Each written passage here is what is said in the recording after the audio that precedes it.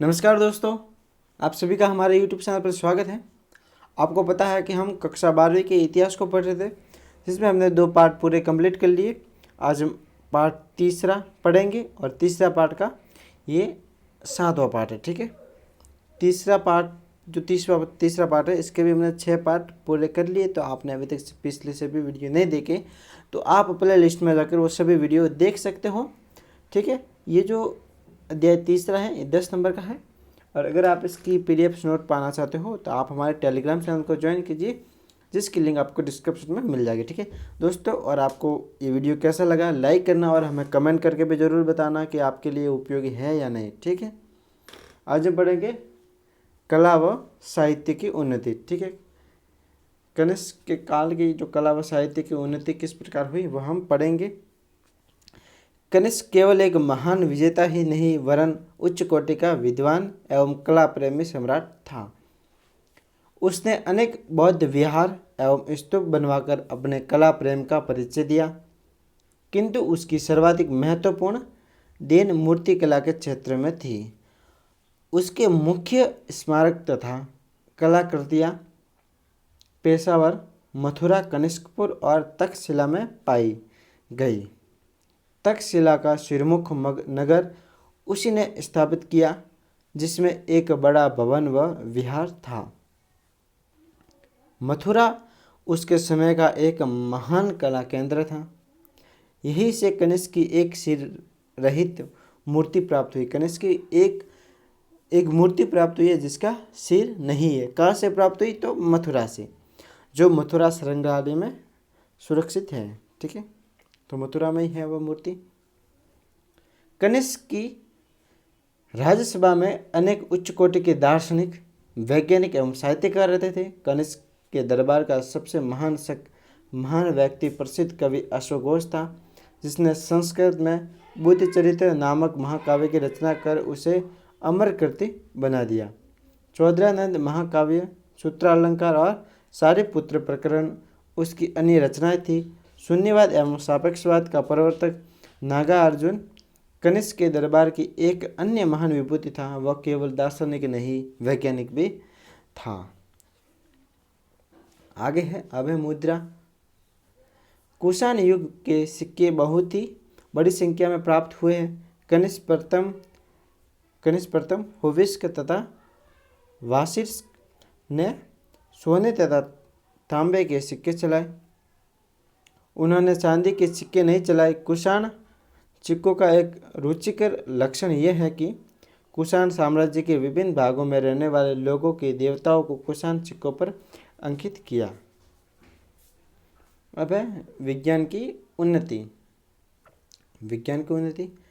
कनिष्क का दरबार विद्वानों, दार्शनिकों एवं वैज्ञानिकों का पोषक था। चरक और सुश्रु महान चिकित्सक एवं आयुर्वेदाचार्य थे। नागार्जुन इस युग का महान वैज्ञानिक था, जिसने सापेक्षवाद का सिद्धांत प्रतिपादित किया। यूनानियों के संपर्क के बाद इस युग में भारतीय ज्योतिष में नवीन सिद्धांतों की स्थापना हुई और खगोल विद्या की वैज्ञानिक प्रामाणिकता बढ़ी। मध्य एवं रोमन साम्राज्य के संपर्कों के परिणाम स्वरूप प्रौद्योगिकी के क्षेत्र में नई तकनीक विकसित हुई, जैसे तांबे के कुषाणकालीन सिक्के रोमन स्वर्ण मुद्राओं की नकल थे। अब है गांधार कला। दोस्तों, ये वेरी इंपॉर्टेंट है, आप इसे ज़रूर नोट करना और याद रखना कि इससे आपके एग्जाम में सवाल आएगा ही आएगा, पक्का फिक्स सवाल आएगा। ठीक है, गांधार से भले 1 नंबर का हो, भले लघुरात्मक आओ या निबंधात्मक, सवाल इससे पक्का आएगा। ठीक है, तो आप इसे अच्छे से पढ़ना। तो गांधार कला चली 50 ईस्वी पूर्व से 500 ईस्वी। कनिष्क के समय में महायान धर्म के उत्थान के कारण एवं विदेशी शासकों द्वारा बौद्ध धर्म ग्रहण करने की बुद्ध की मूर्तियाँ यूनानी ढंग से बनने लगी, जो यूनानियों के पवित्र देवता अपोलो की बातें लगती थी। भारतीय मूर्तिकला में यूनानियों की महत्वपूर्ण देन है।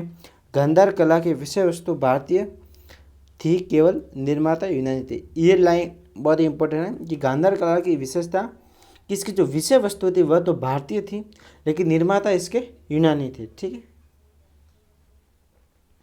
अब आगे हैं इसमें यूनानी श्रृंगार तथा अलंकार की प्रधानता है। ये भूरे या स्लेटी रंग पत्थरों से बनी है। बाद में चूने प्लास्टर का प्रयोग होने लगा। भारी ओष्ठ, खींची हुई आंखें, घुंघराले बाल, ये सब उस मूर्तिकला की विशेषता है। लंबी मूछें, बोझिल हट युक्त वस्त्रों से ढकी मूर्तियों में बुद्ध की आकृति यथार्थ के निकट लाने का प्रयास किया गया है। यथार्थ यानी वास्तविकता।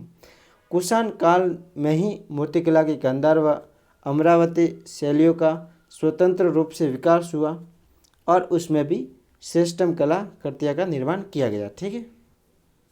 अब है शक संवत। कनिष्क का स्मारक केवल उसको विजय के कारण ही नहीं, कनिष्क को स्मरण केवल उसकी विजय के कारण ही नहीं, बल्कि अधिकांश इतिहासकार एक मत है कि कनिष्क ने सिंहासनारूढ़ यानी कि सिंहासन में होते हुए समय 78 ईस्वी से एक नया संवत शुरू किया। यह शक संवत कहलाया। तो शक संवत की शुरुआत किसने की? तो कनिष्क ने की। ठीक है। कनिष्क कब की? 78 ईस्वी। तो आप याद रखना कि जो ईस्वी संवत है उससे 78 ईस्वी तो शक संवत पीछे है, 78 ईस्वी पीछे है, लेकिन जो शक संवत तो पीछे है।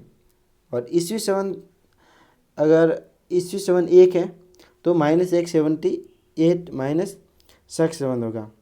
लेकिन जो विक्रमी संवत है वह 57 वर्ष आगे है। तो आप याद रखना कि अगर ईस्वी 0 है तो -78 तो शक संवत होगा और उसमें प्लस होगा 57 क्या होगा? ये विक्रमी संवत होगा। ठीक है। याद रखना कि विक्रमी संवत तो 78 आगे 57 आगे चलता है और जो शक संवत है 78 पीछे चलता है ईस्वी संवत से। ठीक है। याद रखना अगर आपको ईस्वी संवत से शक संवत निकालना है तो आप 78 उसमें से माइनस करोगे और विक्रमी संवत निकालना है तो 57 प्लस करोगे। ठीक है। याद रखना, कन्फ्यूजन तो होना। तो दोस्तों वीडियो देखने के लिए धन्यवाद। अगर आपको वीडियो पसंद आया है, आपके लिए यूजफुल है, तो इस वीडियो को लाइक करना, अपने सभी दोस्तों के साथ शेयर करना और आप हमारे चैनल को सब्सक्राइब करना और टेलीग्राम चैनल को ज्वाइन जरूर करना। ठीक है दोस्तों, तब तक धन्यवाद। मिलते हैं आपको नेक्स्ट वीडियो में। Thank you.